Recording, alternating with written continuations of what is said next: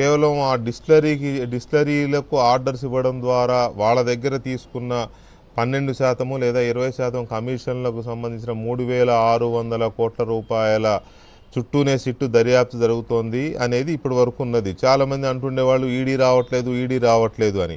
ఇప్పుడు ED enter అయ్యింది అని అంటే ఇప్పుడే స్టార్ట్ చేసింది ఈడీ. నిజానికి చెప్పాలంటే లిక్కర్ స్కామ్కు సంబంధించి, ఏపీ లిక్కర్ స్కామ్కి సంబంధించి ఈడీ ఇప్పుడే స్టార్ట్ చేసింది. అయితే ఈడీకి లిక్కర్ స్కామ్లో దర్యాప్తు చేసిన అనుభవం చాలా ఎక్కువ ఉంది. ఢిల్లీ లిక్కర్ స్కామ్ చూసాం మనం, ఛత్తీస్గఢ్ లిక్కర్ స్కామ్ చూసాం. అక్కడ కూడా సీఎం కొడుకుని అరెస్ట్ చేశారు. ఢిల్లీలో సీఎంని, డిప్యూటీ సీఎంని, ఇంకా ఇతర రాష్ట్రాల నాయకులను అరెస్ట్ చేశారు. సో అందువల్ల వీళ్ళకి లిక్కర్ స్కామ్లో ఏం జరుగుతుందని అవగాహన ఉంది కాబట్టి ఈడీ దర్యాప్తు ఎంత స్పీడ్గా జరిగే అవకాశం ఉంది. ఎగ్జాక్ట్లీ సార్, ఎందుకంటే ఈ అంశం చాలా కీలకమైనటువంటి అంశం. ఎందుకంటే లిక్కర్ స్కామ్కి సంబంధించి పలు రాష్ట్రాల్లో ఇప్పటికీ ఈడీ దర్యాప్తు చేసింది.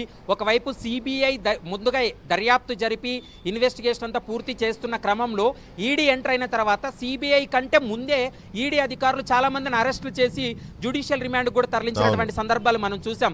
మరి ఈ కేసులో కూడా సిట్ కంటే ముందు మరికొంతమందిని ఏమన్నా ఈడీ అరెస్ట్ చేయబోతుందా, ఇంకా ఈ కేసులో వెలుగులోకి రాని అంశాలు కూడా ఈడీ వెలుగులోకి తెచ్చి వారిని అరెస్ట్ చేయబోతుందా అనేటువంటి అంశాలు కూడా కొద్ది చర్చకు దారి తీస్తున్నాయి. ఖచ్చితంగా ఈడీ అయితే మాత్రం ఆ దిశగా ముందుకెళ్లేటువంటి అవకాశం ఉంటుంది. ఇప్పటి వరకు కేవలం మధ్యవర్తులు కావచ్చు, లేకపోతే ఈ కేసులో ప్రభుత్వానికి అనుకూలంగా పనిచేసినటువంటి వ్యక్తుల్ని, కొంతమంది ప్రజాప్రతినిధులు మాత్రమే సిట్టు టచ్ చేసింది. వాళ్ళందరినీ కూడా జ్యుడిషియల్ రిమాండ్కి తరలించింది. కానీ అంతిమంగా లబ్ధి పొందినటువంటి వ్యక్తులు ఎవరు, ఈ యొక్క రూపకల్పన, ముఖ్యంగా ఏపీ లిక్కర్ స్కీమ్ అనేది ఏ విధంగా రూపకల్పన జరిగింది, ఈ స్కీమ్లో స్కామ్ ఎంత జరిగింది, వీటన్నిటిపైన కూడా ఈడీ పూర్తి స్థాయిలో దర్యాప్తు జరిపే అవకాశం ఉంటుంది. ఇప్పటి వరకు మీరు అన్నట్లుగా 3,500 కోట్ల నుంచి ఇంకా పై ఎక్కువగానే ఈ స్కామ్ జరిగి ఉండవచ్చు అనేది ఈడీ దర్యాప్తులో కూడా కొన్ని అంశాలు బయటపడుతున్నాయి. కాబట్టి మరి ఈడీ మరికొంతమందిని కూడా అరెస్టులు చేసేటువంటి అవకాశం ఉంటుంది.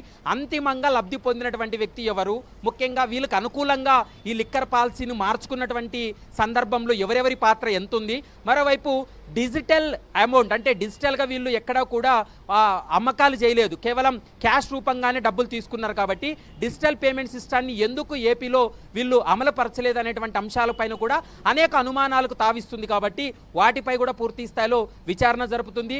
డిజిటల్ పేమెంట్ ఒకవేళ చేసినట్లయితే ఆన్ రికార్డు ఉంటుంది.